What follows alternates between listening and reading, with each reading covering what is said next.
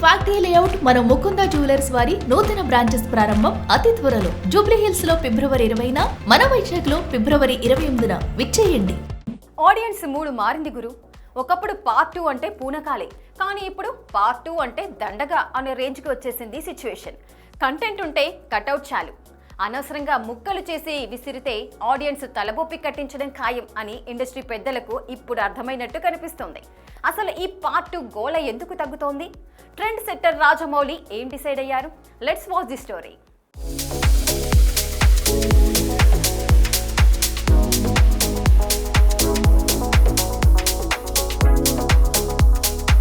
కట్టప్ప బాహుబలిని ఎందుకు చంపాడు?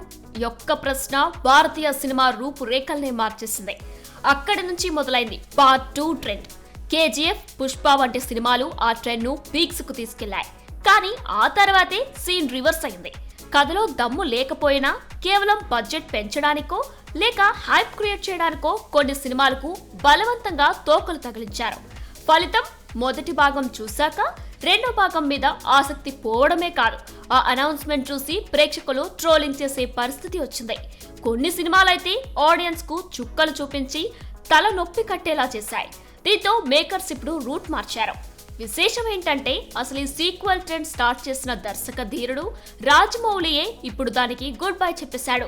మహేష్ బాబుతో ఆయన తెరకెక్కిస్తున్న గ్లోబల్ ప్రాజెక్ట్ వారణాసికి ఎలాంటి పార్ట్ 2 ఉండదని, ఒకే భాగంలో కథ ముగుస్తుందని క్లారిటీ ఇచ్చేశాడు. కథ డిమాండ్ చేయకుండా సాగతీయడం అనవసరమని డిసైడ్ అయ్యాడట. ఇటు నేచురల్ స్టార్ నాని కూడా ఇదే బాటలో ఉన్నాడు. శ్రీకాంత్ తోదేలతో చేస్తున్న ది పారడైజ్ సినిమాకు సీక్వెల్స్ ఉండవు, నో కన్ఫ్యూజన్ అని యూనిట్ తేల్చి చెప్పేసింది. ఇక మాస్ డైరెక్టర్ ప్రశాంత్ నీల్, ఎన్టీఆర్ కాంబోలో వస్తున్న డ్రాగన్ కూడా సింగిల్ పార్ట్ బ్లాక్ బస్టర్ గానే రాబోతుందని ఫిల్మ్ సర్కిల్స్ లో వినిపిస్తున్న టాక్. సో దీన్ని బట్టి అర్థమవుతుంది ఏంటంటే రానున్న కాలంలో ఈ పార్ట్ 2 గోల తగ్గేలా ఉంది. సినిమా బాగుంటే ఒక్క పార్ట్తోనే బాక్స్ ఆఫీస్ బద్దలవుతుంది. లేదంటే 2 ముక్కలు చేసిన ప్రేక్షకులు దేకరని ఇండస్ట్రీకి గట్టిగానే బోధపడింది.